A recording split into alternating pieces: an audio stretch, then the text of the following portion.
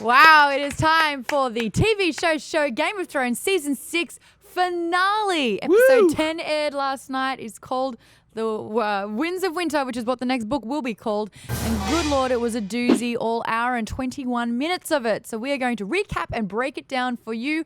And we may read out your tweet if you use the hashtag TV show last night or today when you were talking about the show. Joining me in the discussions for the finale, we have Jon Snow, a.k.a. Jeremy Azevedo. I know nothing. Apparently. That's what they keep saying. Where's your wolf? That's what they also Boy, keep saying. it's like these wolves, they don't last long in the show. Not anymore, they don't. Yeah. And sitting on the Iron Throne at the end of this episode, hello there, Queen Cersei, a.k.a. Joel Rubin. One ring to rule them all. One ring to find them. Oh, you got married. I got married. Congratulations on that. Thank you. So in this one, we've had a few theories confirmed. R plus L equals J, that the name does not get mentioned in that one. As we know, Cersei's sitting on the Iron Throne. There's a lot of death, so let's get stuck into it. Kicking off with King's Landing. Everyone getting ready for the trial that ended in mass murder. Did you notice how everyone was getting ready very, very differently? Tommen was super sad. Cersei, soulless, I think we can say. It was now. like, to me, it was like she was wearing armor. Like she was getting preparing Ready for for battle. She had I think shoulder Yeah. or She had, pauldrons, right? pauldrons Yep. on. Yeah. And she had like her chain and like she was form fitting and All black. All black. It was like Yeah. it was like funeral armor. It was awesome. The thing I've noticed about Cersei, I think everyone keeps underestimating her will to survive. Like she has this ruthlessness, which has now ended up, costing the last of her kids' lives. But it's as if she's been planning this all along. It doesn't matter what the cost is. She's sacrificing pretty much absolutely everything to win the throne. Like she's in a really vulnerable position at the moment, and it's almost as if it doesn't matter because she got what she wanted. I don't know who's gonna question her at this point. She's already shown that she's willing to go to the absolute outer limit of what is reasonable. Yeah. And personally, if I were in that court, I would be pretty hands off on that at this point. If she would do that, then there's nothing that she won't do. Yeah. And I'm surprised that they even thought for a second that she was just gonna walk right in there and be judged. Yeah, and they didn't send like an escort for her. Like or a anything. significant escort. What was the most surprising to me is that throughout the entire series, really, her whole motivation has been like the survival of her children and her love for her children. And everything she does is for her children. And this last thing that she did, she obviously couldn't have predicted what was going to happen with her last remaining child, but it was not for her child. Her not going to court and blowing up the Sept of Baelor was not for She Tommen. killed Tommen. Yeah, it I was think for we can herself. agree. That was like Yep. to keep her out of trouble. And so her like total lack of reaction when he committed suicide, I think, goes to show that she's lost. I mean, she's done. And watching her like slow devolution from like calculating power player in the Game of Thrones to a female version of the Mad King has been, I think, a really compelling character arc for her over the last like season and a half or so. The self-preservation, I don't think anyone kind of was able to understand with her. Like the High Sparrow never predicted that she would have this kind of outlandish behavior, except Marjorie did as well. Like Marjorie was like, something's wrong, we need to get out of here. But the High Sparrow's like, no, she wouldn't do something like that. Everyone's underestimating this character. But what I think is fascinating, like with the prediction that all of her children will die, we had Joffrey poisoned by the Tyrells. And then we had, what's her face? Myrcella. Thank you. Poisoned by Dawn. And now those two houses have united against the Lannisters also. But it was her that killed Tommen. Obviously, he realised what Cersei was responsible for. Everyone that he loved was dead. He obviously felt a part of guilt because he was the one that allowed power with the High Sparrows. That moment when he just takes off his crown and slowly walks out the window and jumps out of the tower, how did that feel for you?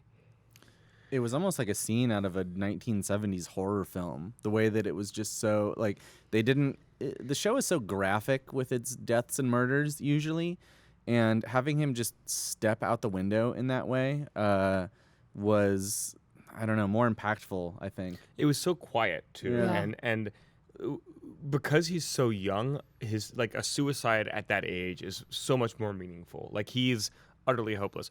I think we're also glossing over to a certain extent the trial itself, because it's so easy to forget the impact of the trial with the aftermath of like the erasure of any meaning of that. Yeah. But that whole lead up to it of Loras being down there and admitting his sins and getting his head carved, and you know that Marjorie's got this whole plan of as soon as we get out of here, like we're gonna meet up with Grandma, we're gonna get our armies, we're gonna fix everything. You said you wouldn't maim him. Right. You said you wouldn't do that. I had a plan. And there are all these stakes that the whole time you're watching, you don't know what's going on, and it's really exciting, and you think, oh my God, there's so many possibilities, this is great, and then, I mean, rightfully so, we're talking about it now, we weren't talking about it because like it's all erased. Yeah. So what is the point of showing any of that?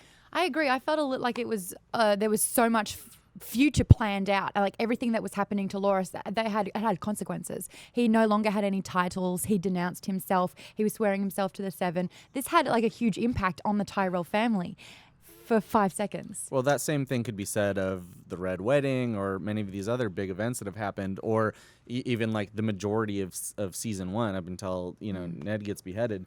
The show is all about people moving towards a goal that they just fail to reach. Yeah. And in Marjorie's case, I think that was particularly noteworthy because I really did feel like she did have a plan, and now we'll never know what it was. Yep. Like there has to be something more than just we're going to reunite with Gran.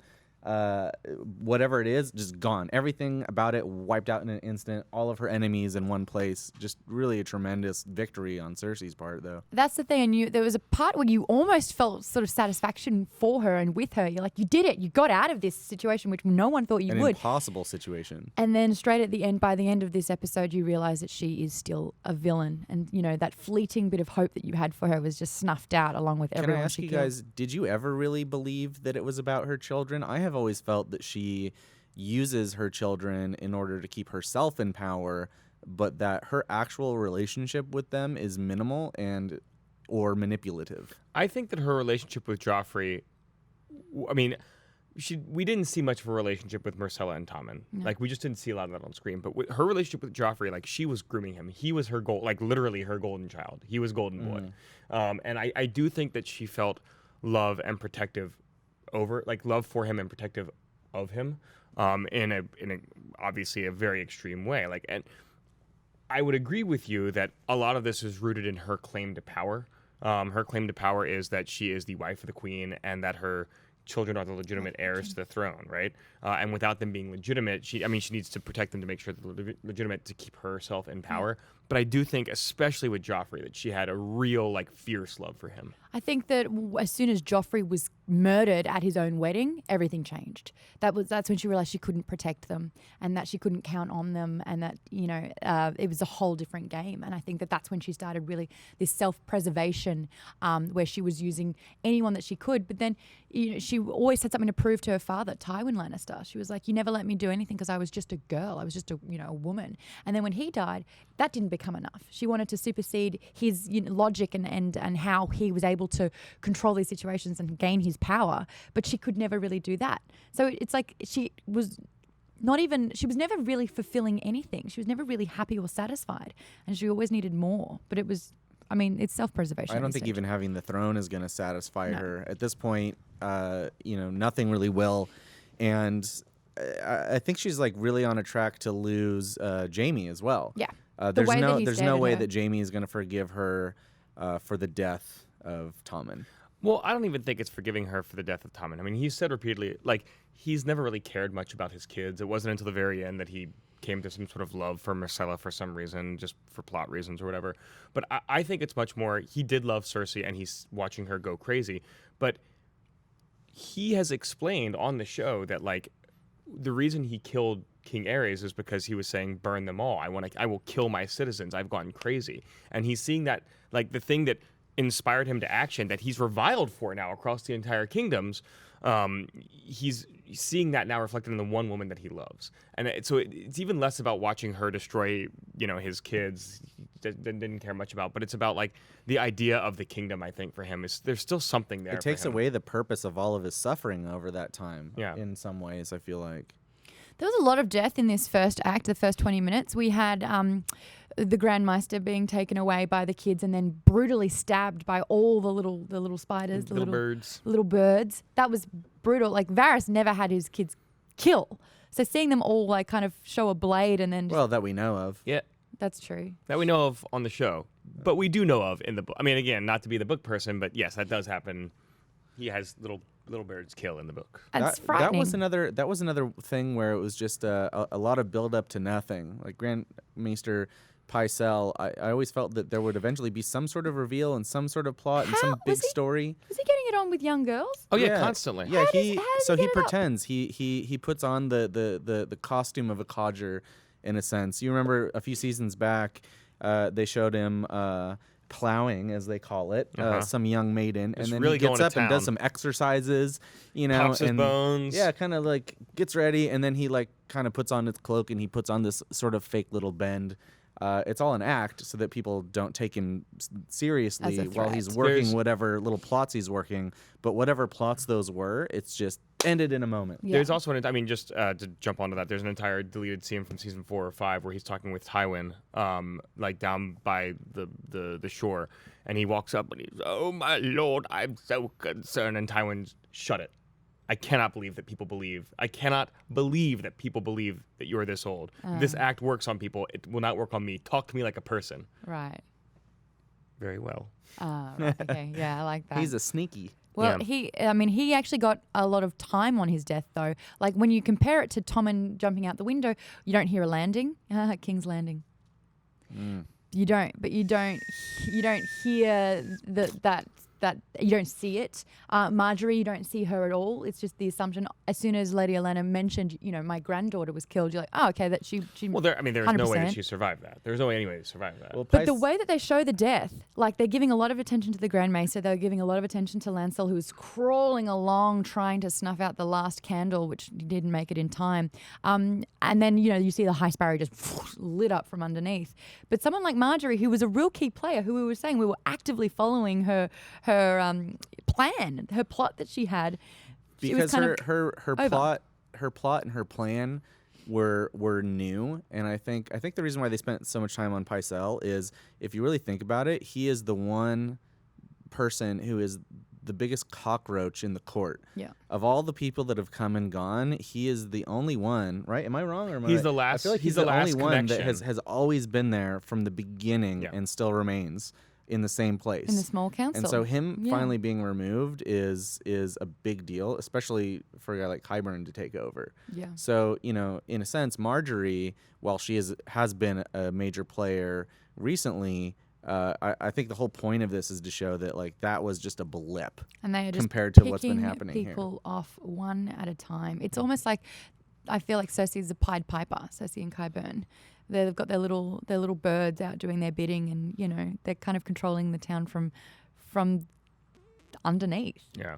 With the, I mean, just in general, it was such. I loved the entire episode from start to finish. Honestly, there was almost nothing about it I didn't like. Although I'm sure we'll point out some stuff and I'll be like, oh yeah, that was terrible. But this, for the first time, stuff has happened this season that I didn't expect for certain, or things were revealed that we weren't 100% sure of, or we've seen things that had been alluded to that we hadn't seen before. But this, for the first time, was a holy fucking shit moment of and it's really nice to know that the show still has in it the capacity to surprise longtime viewers or fans of the entire series from book to TV. To the way surprise they you did. and to bring closure Yeah. to plot points that have been going for ages. yeah. Now that Cersei, the first thing she did when she realized she had her power back, in a way, was Septa Unella trying to waterboard her with some wine and Winerboarding, it's called. and then subjecting her to the same torture, if not worse, than what she was getting back. What do you think that the Mountain was? He just going to? I beat think her, I or think was we he all gonna, know what like, he was going pork to her? do.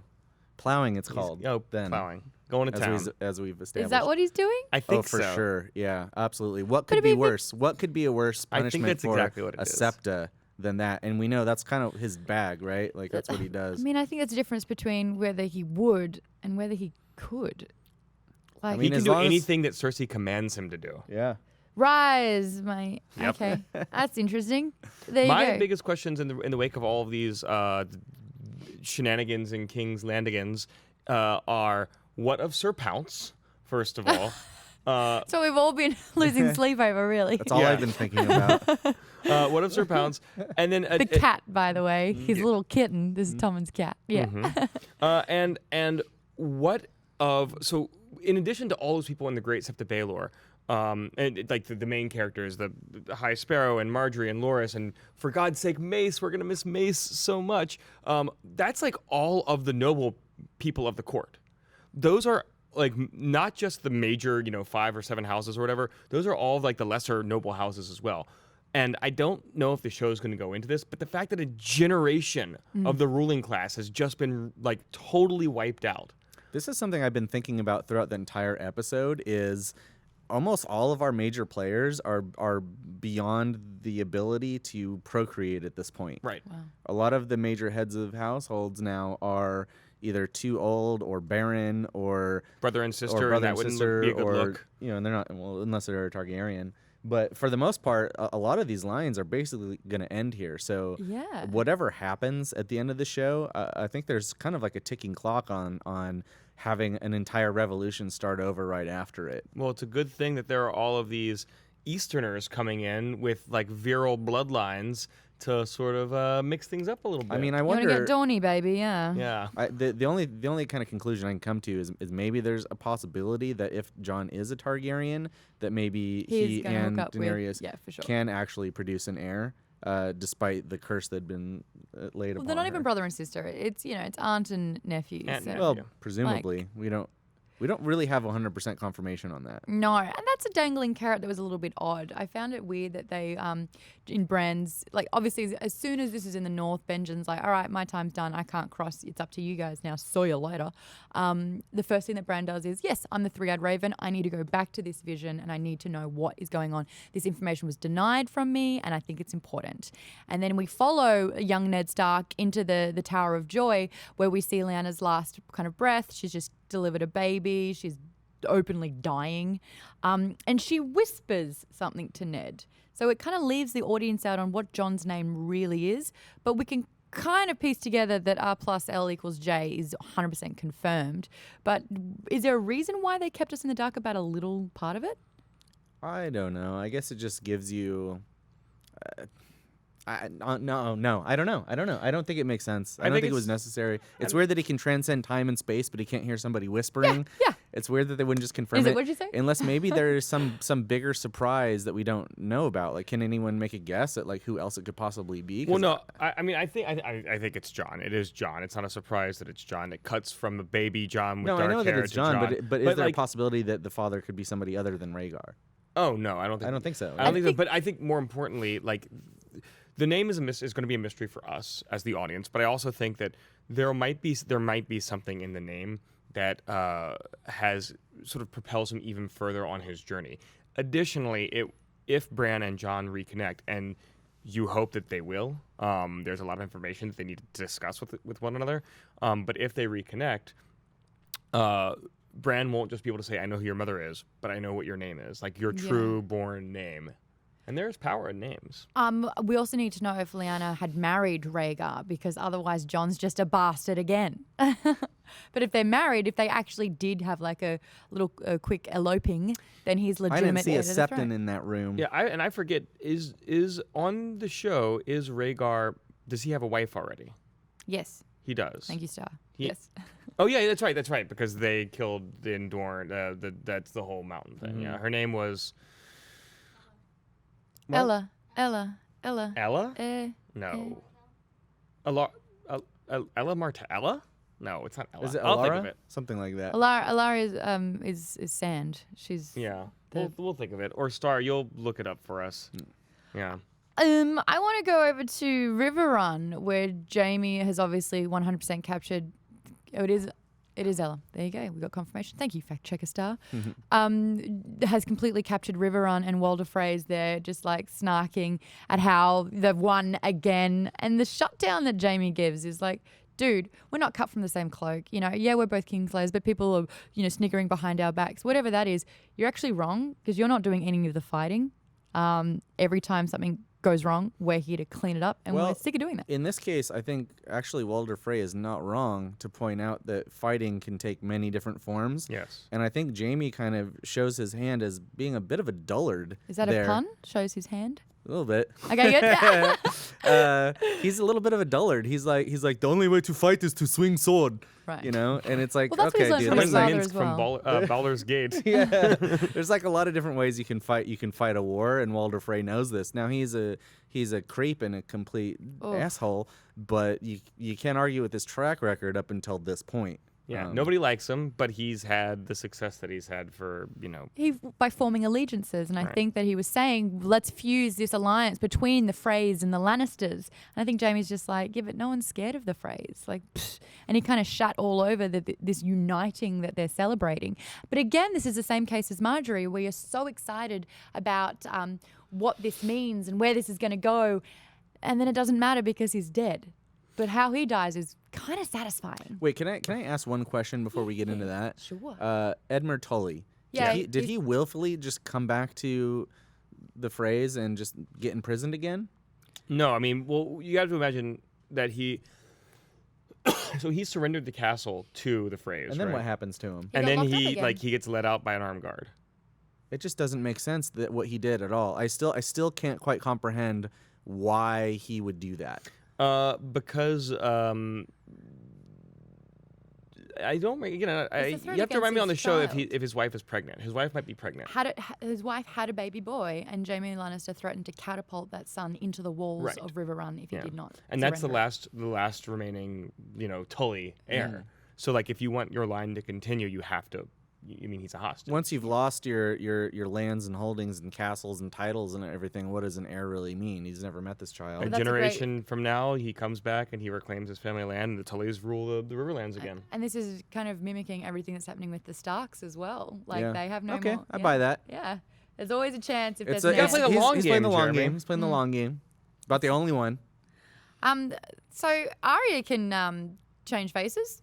Where'd she get that face from, you reckon? Yeah, what's that about? I mean, I loved it, but how?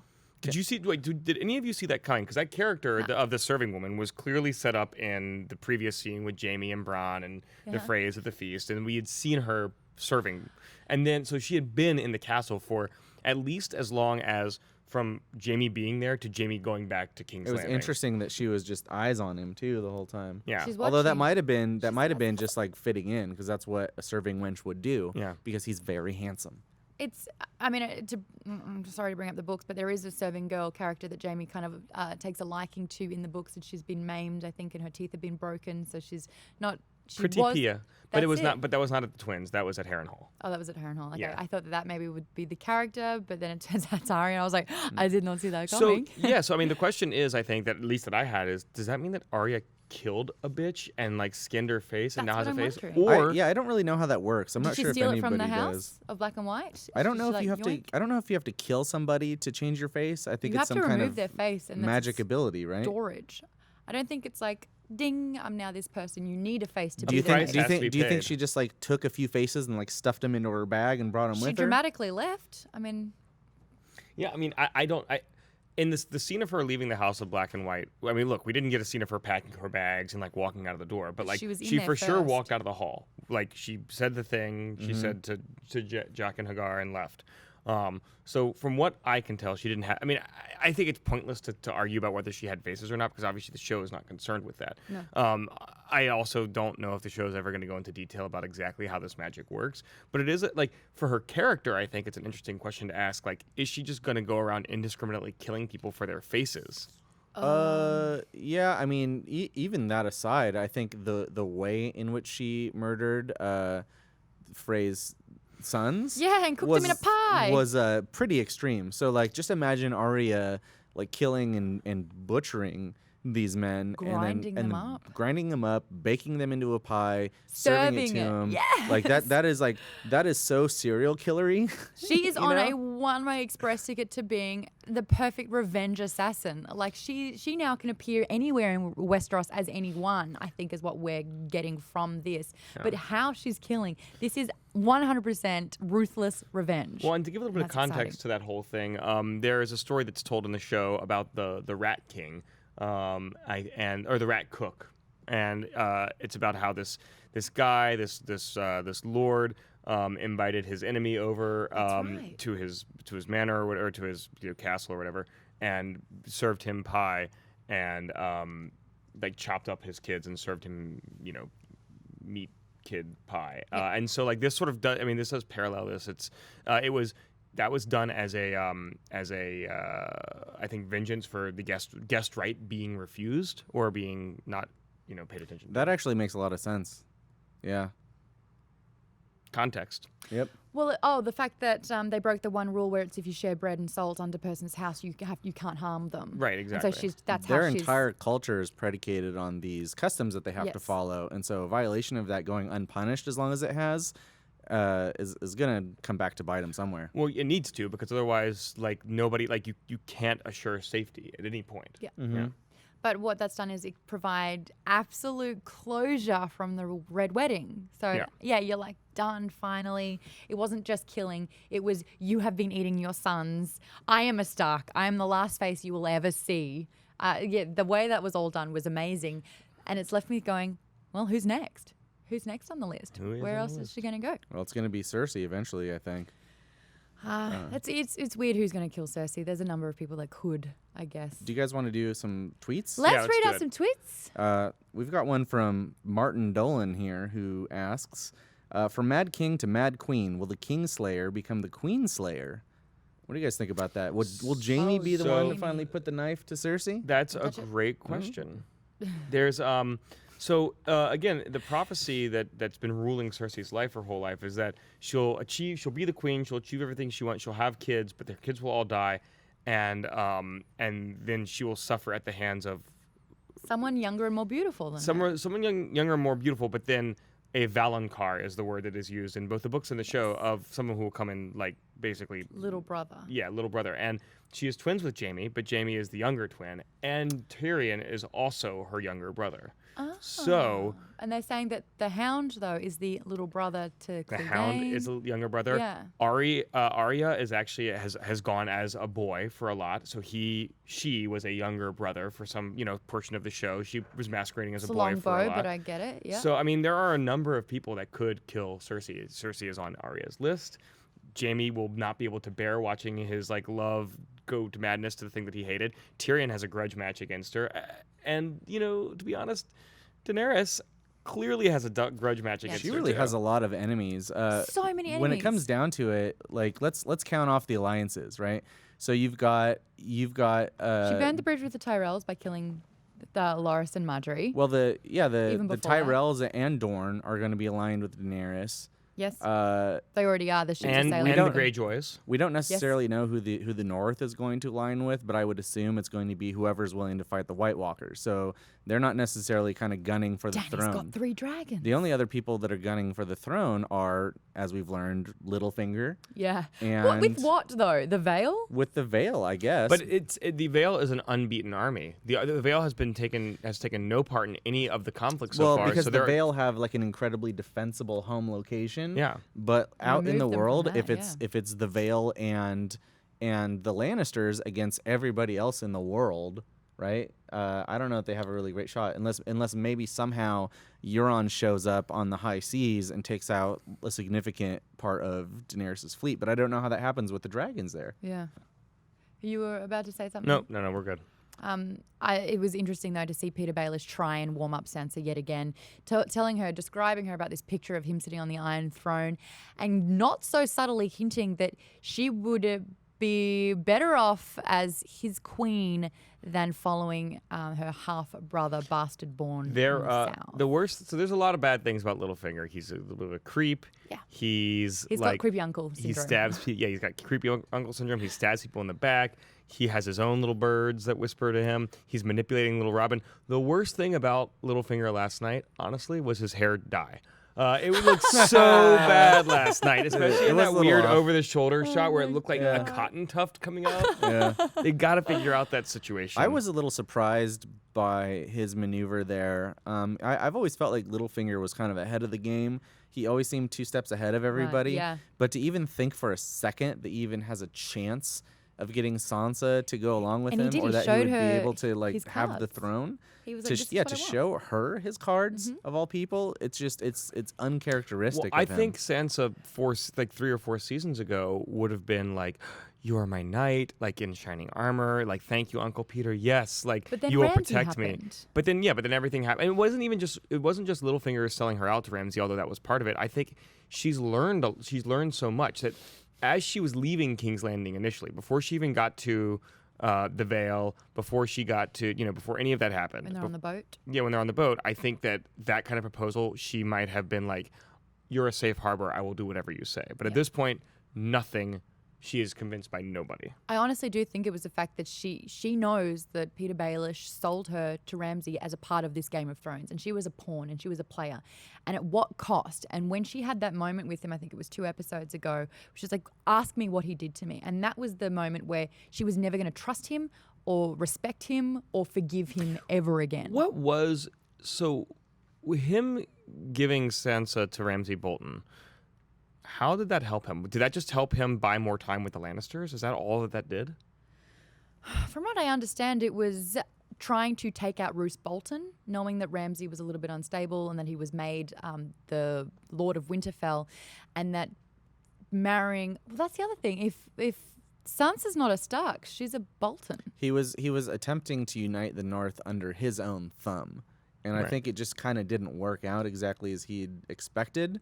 Maybe because but of Ramsay. because it didn't work out as expected, in some ways he kind of came out even better off for it because he Yes. looks like the big hero that saved Yeah. the day. I would agree with So that. now everybody's looking at him and saying, "Wow, look at this incredible commander who won the battle." He's really gained a lot of prestige. Well, technically, Sansa is not a Bolton. She's a Lannister. Still, because of Tyrion. Even though they never consummated the marriage, they're still married. They got married first. Well, actually, speaking of Tyrion, we have another question on Twitter from Jerathanator, who says, one of my favorite things, Tyrion named Hand in his reaction. First time anyone legitimately gave or acknowledged him anything. Is that? Do you guys think that's accurate? Do you think that's the first time anybody's really kind of empowered and acknowledged Tyrion? Because this is now the second time he's been made Hand. He was shat on his whole life. He was made Hand of the King by Tywin last time because he was denied Castle Rock or any other kind of thing. There was like nothing else to do. And it was Tywin also had to like keep it in the family. it was like a Pity party. not even a pity party. It was like, you're gonna be in charge until I get back. Like I'm gonna give you the hand because I know you'll do what I say. If I give it to anybody else, they'll keep the position. But it was keeping it in the family as Yeah. well. Is this legitimately the first time he's actually been handed power by somebody who's treating him as an equal in all things? Varys has always seen him as an important player in the game. Like it's Varys who saved him and that transported him to Meereen to become an advisor. Right. So I think it changed from then. But previously he's been shut on by Cersei. He's had a warrant out for his head for the last few seasons. Warrant out for his cock for a while. Ooh, Yeah. I mean that Yeah. sucks. It's good luck. It's not a fun thing Dwarf's either. cock. He was shut on by his dad his entire life as well. Even the one woman or the second woman he ever loved betrayed him by sleeping with his father. Like he's never really had an equal look from anyone So in his this was life. a pretty big moment for Big him. moment. It was, actually. and coming from somebody that he has found faith, like he's found something to believe in. As it's his whole speech, obviously. I saw a lot of people online were complaining about the fact that he's actually only really talked to Daenerys twice. Once when he first gets to Meereen, and the other the time second time when he fucks up. when she returns, right? But more importantly, like we've talked about this on the show before.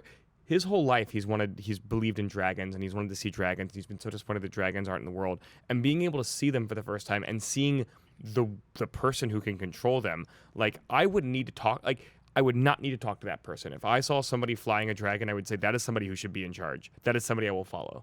Somebody who can tame a dragon is somebody that I believe in. So it doesn't matter to me that he hasn't talked to her as much as maybe he should. That's going to be his role going forward, is like learning about her and her But style of he's rule. read about the Targaryens. He's known about her. He gets the existence. He does, but he doesn't. I mean, he's read about the Targaryen family. He knows a lot about the family, but like he doesn't know anything about her as a person. He's learning about her.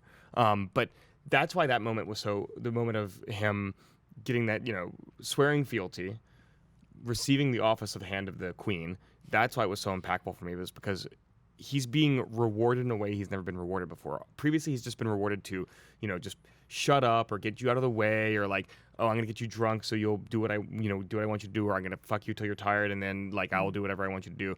Now he's actually being rewarded for good, hard, actual like faith. He's shown work. himself to be capable so many times. It's really interesting how easy it is to overlook him just because of how he looks in a world like this where everyone is so strange. And his sardonic attitude too. I mean, like Right. he's very much somebody who believes certainly in niceties, but he'll tell it to you like it is. And I don't think a lot of the nobility appreciate that. I think Dania respects it though.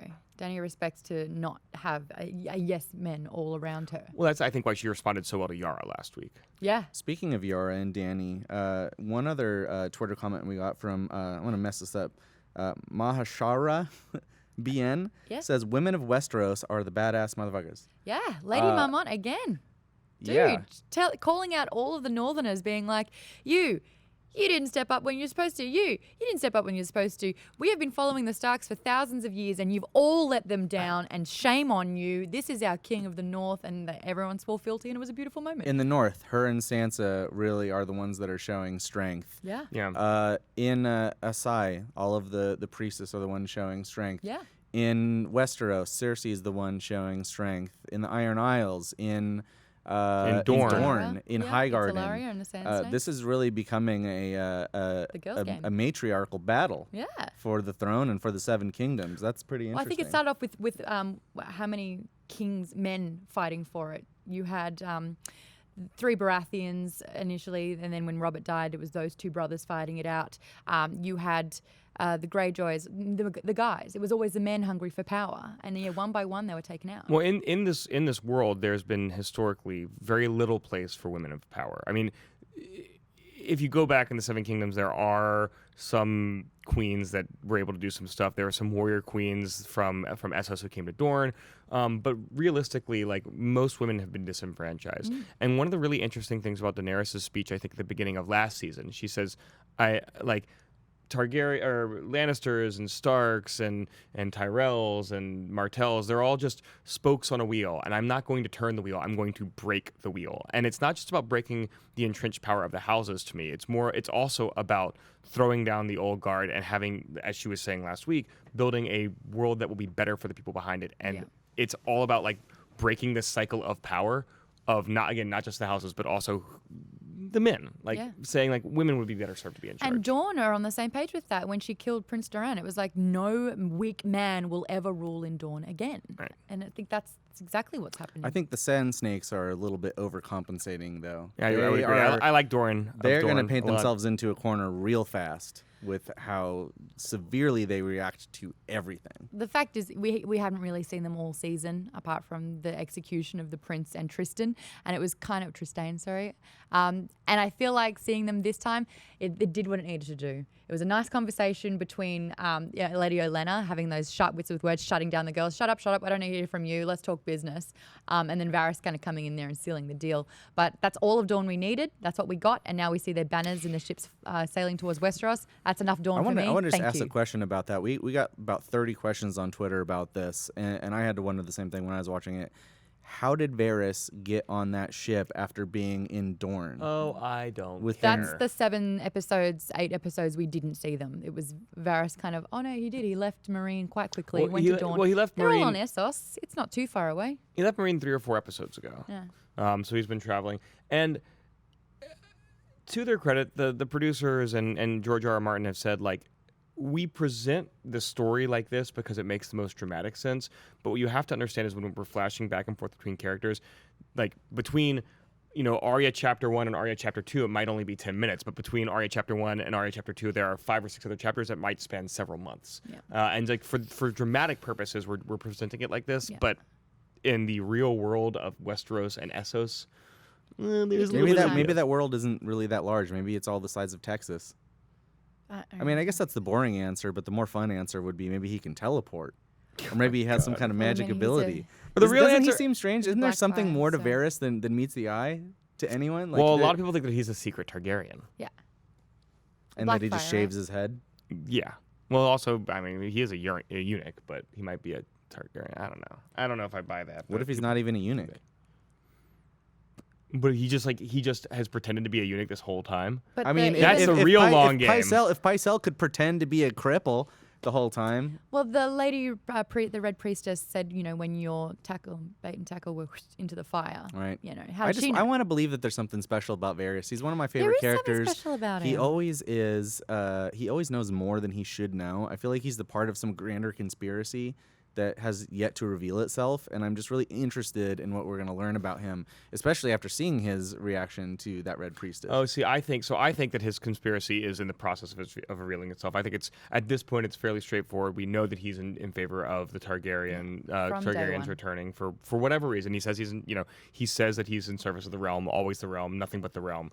I think that whether he's a secret Targaryen or whether he's a wizard who can teleport, it doesn't matter. Like, I don't think he's part of a grander conspiracy. The conspiracy that I'm more interested in actually is the conspiracy of the Maesters, which I think we're going to learn a little bit more about with Sam next season. At least I hope we're going to learn a little bit more about with Sam. That was what a do the tiny little Maesters scene, know? wasn't it? It was almost like a setup to be like, right, they made it to Old Town. Right, there's lots of books. Right, they're not nice. Gilly and the baby's there. No one cares. You've got the sword. Great. And done. I think it's to remind you that, first of all, Sam is there, and that the library shot was certainly like a budget glory shot of like, holy moly, look at the set that we built. But to me, it also represented the idea of we're showing you a lot of books with the promise that you're going to learn a lot next season about what's about like sort of the mechanics of this universe and what's going on. And Sam will be, I think Sam and Bran will be the two main conduits of information for that, because Bran will be coming from a He can access like time. a Gnostic sort of place where like he just absorbs it through nature and knowing like whatever.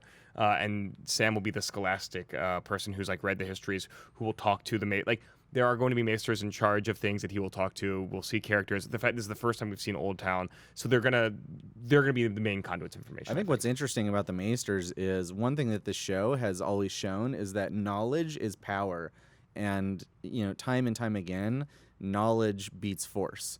The knowledge that there's wildfire under the Sept. Yeah. The knowledge that Peter Baelish or Tyrion have had that have defeated physical odds. Yeah. Even the knowledge Frey, as we talked about earlier, have had about like battle and the way that things are run.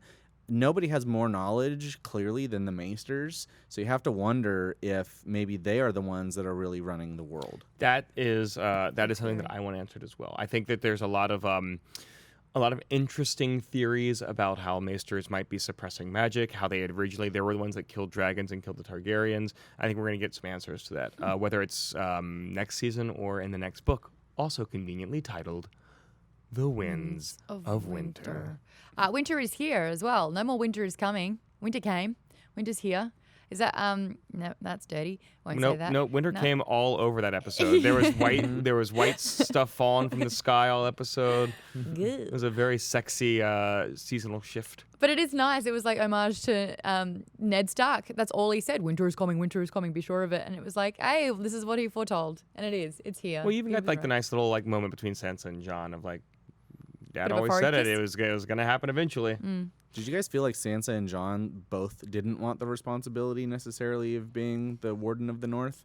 I think Sansa will take it. She was like, well, yeah, I'm the lady, but I don't want to, like, don't sort of play down who you are at the same time. You're not Right. just a bastard. I was a little surprised that Jon didn't say, because he's been so forceful of saying the entire series, I'm not a Stark, I'm a Snow. I'm not a Stark, I'm a Snow.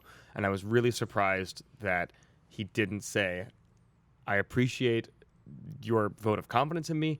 I am not a Stark. kinda thought he would I am a do that Snow. too. That is your Stark. But That I- is your Queen in the North. But I think he may have done that, but he's been Lord Commander already, and It's I think he kinda- realized that he does have leadership skills, and that he was voted in for that role. And I think that kind of changed him when they were like, "Would you like to be a Stark or the Lord Commander?" He was like, "This is my place." And now that he doesn't have that place, he needs another one, and I think that he's willing to step up. It's a little too late to walk it back also once everybody's like King of the North, King of the, Yeah, you know, for it's like sure. everyone, let's curb this enthusiasm a little bit. Yeah. It's actually Sansa. Yeah, it's too late at that point. Sure. Like Theon can do it about Yara for sure, because no one really believes in him anymore at all. But yeah, for Jon, he's the face of the North now. I didn't like the exchange between Peter Baelish and Sansa there. Yeah, Yeah. those There's two. something really weird happening. I mean, is he going to try and foment distrust between the two of them? Is he For going? sure. Is he going to like now that he sees that obviously Jon is one of the things that's keeping Sansa in the North, and is he going to make a play at Jon to get him out of the way so that Sansa has no ties remaining to her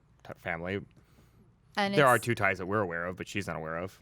And it's probably not a good thing that Jon exiled the Red Woman, but he didn't really know That what was else the to do. worst. Every decision he makes is so stupid. Like if you were playing a video game and a little wheel came up and it was like, What should you keep do? her on as counsel, right? Let her be executed or send her away. The dumbest decision you could make is send her away. For It sure. accomplishes nothing. It serves no purpose. Davos Only bad is could come of unhappy it. with it. Yeah, but that's the thing is that Davos is like a fundamentally good person, and Jon is somebody who was raised to believe in honor and justice. And regardless of whether her counsel is good, this is the failing of the Starks. One of the failings of the Starks is that they blindly follow honor and justice. And according to like the laws of honor and justice, he should have killed her. But also, he was doing her a mercy of letting her go. Yeah, and, but and, like, she and that's what already- makes Jon a dope, though.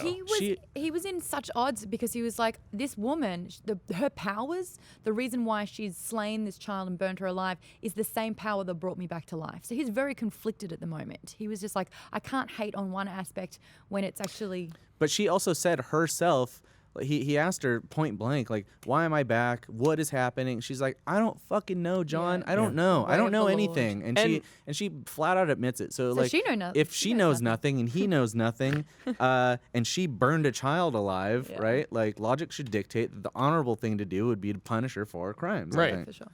I agree. And I'm also going to go out there and say, like, it looks like she brought him back to life.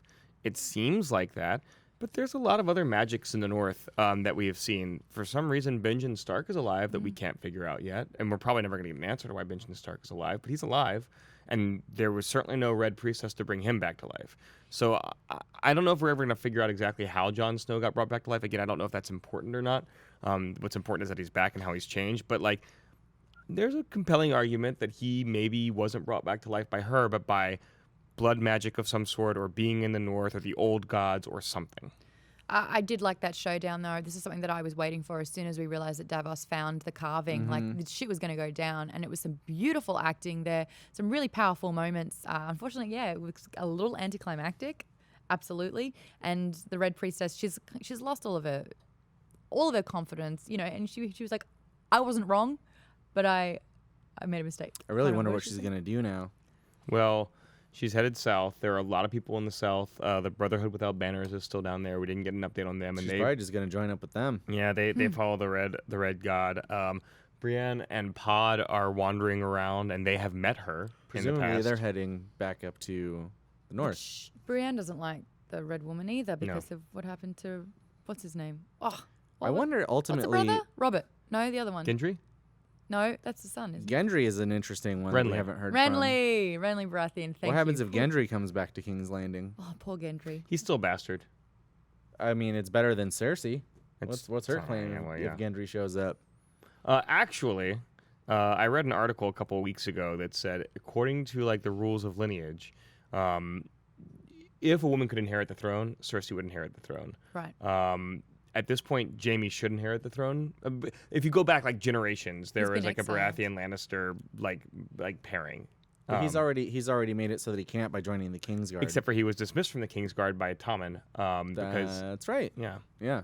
So now he has access to his lands in Casterly Rock, and he could marry and have kids, and he's I feel like theoretically the That'd be king. nice. all of these little machinations that are coming together are not going to mean dick I agree. when the Night's King comes through the wall. It's I don't know how he's going to get through the wall. well, we there, if you recall, the reason that Bran's like secret hill with the three-eyed raven was destroyed was because Touch.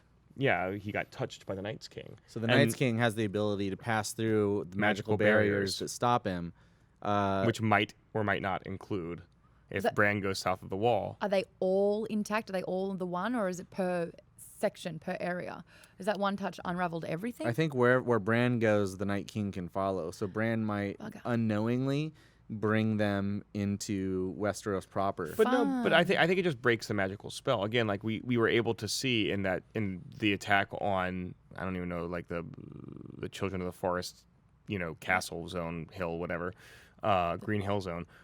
They were being attacked from multiple angles, so it doesn't matter that Bran, which entrance he went in or out of. It was His just that he magical was spell's there. broken. Gotcha. Yep.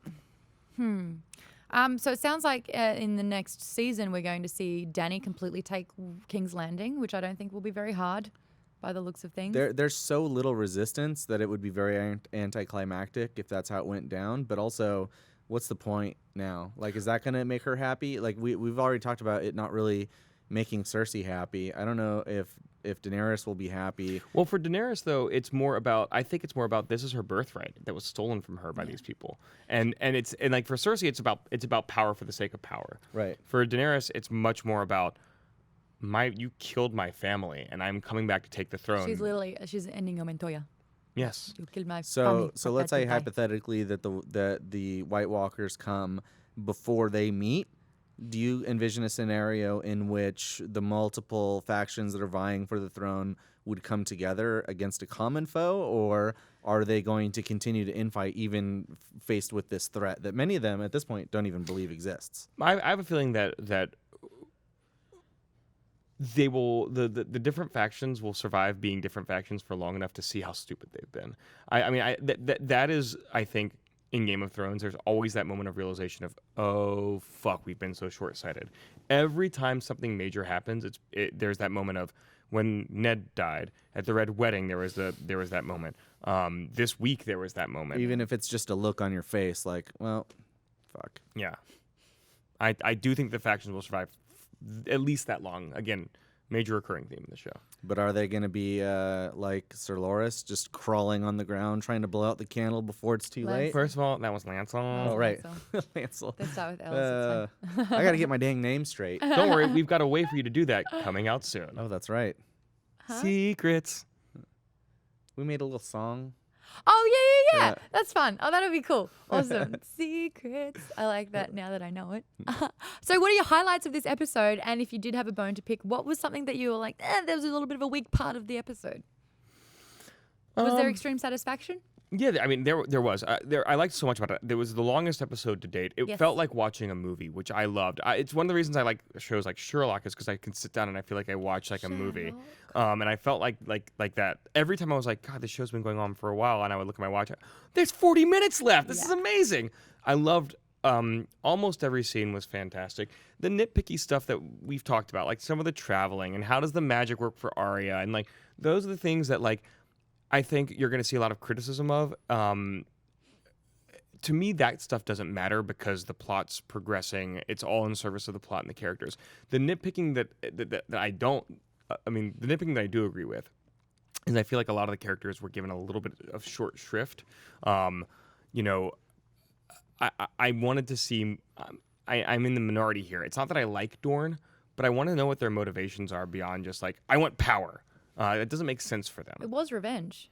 It was, Oberyn. but now, like, it was, but now it's not. Like, Oberyn continually said, like, in Dorne we don't kill little girls, in Dorne we don't do this, and like this is why we're getting even with the Lannisters. But that's weak, according to them. But now, no, it's Oberyn was saying that when he was in King's Landing. Yeah, and Ilaria, I still feel that she thinks that is weak. She's obviously got this level of viciousness because of the Marcella, the poison kiss of death. Well, I mean, she makes zero concessions. Well, I think she makes total and she well, is this is my problem with her is that like that's the character that's being like those are the characters that are being short shrift. That's the thing I don't like about this season is that she's the perfect counterpart to Cersei. They're doing the same thing. I don't. It's all aggression. It's all bridge burning. It's all. But for no flame. reason. With Cersei, you see the character behind her doing those things. With these Dornish characters, again, there's no reason behind it, and that's the nitpicky stuff that like, all right, we don't love Dorne, we don't love the acting, and there's no real motivation, but that's because the writers haven't given them motivation. Yeah. And that's the real problem I had with the season in general, is that I love the plots moving forward, I love seeing new stuff, but I feel like some of the character stuff, like the slow build that we've got over the first 5 seasons was put by the wayside a little bit for that kind of now that we've killed like 40% of the characters, I'm pretty sure we've got a little bit more time to spend there now. I can't wait for a spin-off season where it's just like Ilario Mopatis in Pentos, like drinking wine and like thinking. I do like the fact that we could be getting the real Jaime back. I loved his character arc, how he was distancing himself from Cersei and realizing that she was this vindictive, self-preservating bitch. Now I think that he's seeing her like this. He wants no part of it, and we could actually see a cooler, better, more genuine side of him going forward. I thought that him this season was a little bit all over the place. I am so interested, as a book reader, dare I say it, to see what Winds of Winter is actually going to be like, because they're just, they're going to be so different now. So I'm interested to see if Tommen does jump out a window. I'm interested to see if Marjorie does die, like all this kind of stuff. It's like I'm interested to see there if is an Brienne's going to get ulterior together with world. Jamie or with Tormund Giantsbane. That's going to be a huge reveal next Yes. season. This kind of stuff, that's what I'm interested in. Overall, for me, this was such an amazing finale. It really did wrap up a lot of these loose story ends, and then also provided that we're going to have two huge battles next season. We're going to have the Battle of King's Landing and the White Walkers coming in from the north. And where that goes, we kind of know, but it'll be interesting to see. But this is the very last episode of the #TV Show for Game of Thrones. To wrap it up, what did you rate this episode out of 10? Oh God, 9.5 or a 10. Yeah. Yeah, there's no denying this was as perfect of a piece of content as you could get on television. Cersei having that huge win, even with that huge loss, I think we knew that either her or Tommen was going to die here. Like that was kind of a given. And just to see the sparrows and all of her enemies like perish and punished and in such a dramatic way was just really incredible television. And her, Lena Headey's acting and just like her expression just made her probably the best villain in television right now. And They're comparing her to The Godfather. She's a Corleone for sure now. Right. I would agree with that. It's like it's really on that level. I think it really holds up. The cinematography and the music this episode were both really good. The costuming was just beautifully incredible. The whole season, but this season has been amazing. Dany and Cersei both draped in black. I mean, Lady Olenna was mourning and she was wearing black, but having those two, completely clad in black, which we've never seen them in before, it was a powerful sight. And there was a tremendous amount of callback too. The whole King of the North scene. They talked about this in the after show. Kind of hearkening back to the scene several seasons prior. At the end of season 1. Right. Yeah. And it really is kind of like following that formula of, getting back on track into, a bigger movement. And everything about this episode, I think, really kind of just brought back loops from previous seasons and tied them up nicely in a way that was both satisfying and surprising, which is incredibly difficult to do. So out of 10?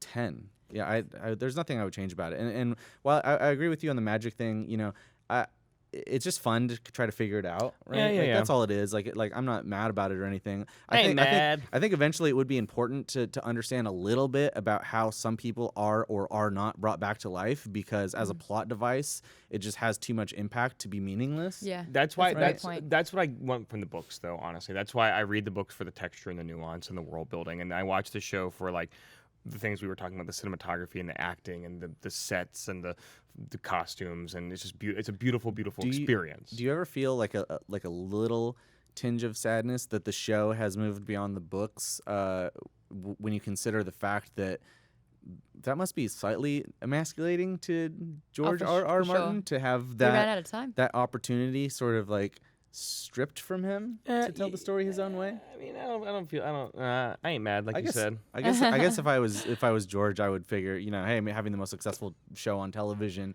is a fine way to tell my story. I've already written, a dozen or more books. Do you think more people are going to read his book to see how he depicted it? Oh yeah. Yeah. Yeah, I think so. Win-win. I mean, I really only started reading the books because of season 1. Yeah, right. Once I wasn't really aware of it before that, and at this point I've now read all of it and the Dunk and Egg and just all that stuff and gobbled my it up. bloody book. Yeah, it was.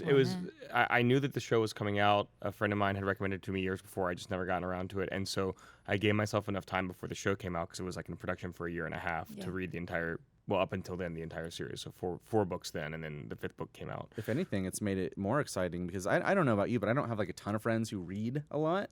And so I don't normally have anybody to talk to about the Right. like dumb fantasy crap that I read or something, you know. And now because it's so popular, like so many more people read it that wouldn't otherwise read it. Well, I It's- have some recommendations for you Oh, boy. after to guide Actually, you through. I just So did wait, a video on Geek Bomb about my top fantasy recommendations. Um, I book club. Yeah, I love reading. Maude, what was your rating for this episode? I mean, I gave last episode a 9.5 out of 10, and I really did like the battles in that. I loved that immersion, that feeling that when you were empathetically living what Jon Snow was on the battlefield. This was a very different episode. I feel like they had to make it an hour and 20 minutes because there were slow moments in this season. They were really drawing some stuff out, which I was like, honestly, you could have staggered it out just a little bit more, had that Dawn discussion beforehand. It was great to know that all of a sudden Cersei and the Lannisters have multiple enemies teaming up together, and having that uniting front being announced at once was powerful. Could it have been spread out? I think so. Having like a 20-minute scene about the Hound coming back with no sort of closure with that, like that's really open-ended. What was the point? For me, really two strong episodes to finish off this season. Did it save the season? Just don't draw it out, please. Next season, I like having a build-up and then a like what we do with D&D. You have a bit of a build-up and then you have a good episode where lots of stuff happens because you're moving forward, playing it out, moving forward, playing it out. This one, again, like the season beforehand, a lot of build-up and then bang, bang, bang. The fans deserve better, if you ask me.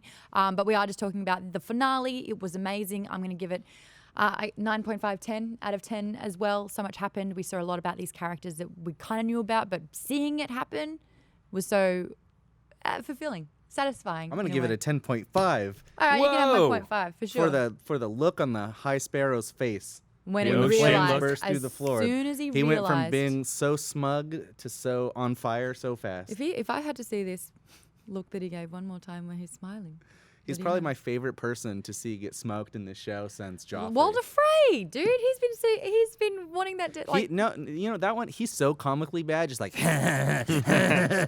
like just touching, smacking girls on the butts. Like he's a gross eater. Everything about him is so over the Little top. lip So it's kind of smacking, like yeah. you almost Also- can't even be mad at him. He's a cartoon. He's an unlikable character in Harry Potter too. He's Yeah, Filch in Harry Filch, Potter, yeah. so it's like, yeah, you get yours, Filch. Yeah, Fuck you're you. a dick. You've been a dick for decades. Yeah.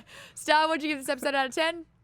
10. 10 out of Tens. 10. What did you give it? Make sure you let us know in the comments below. We're going to miss that hashtag TV show until next season of Game of Thrones, season 7. Unbelievable that's happening so far. Thank you so much for joining us each and every week for our review and recap show for Game of Thrones. Until then, the night is dark and still full of terrors.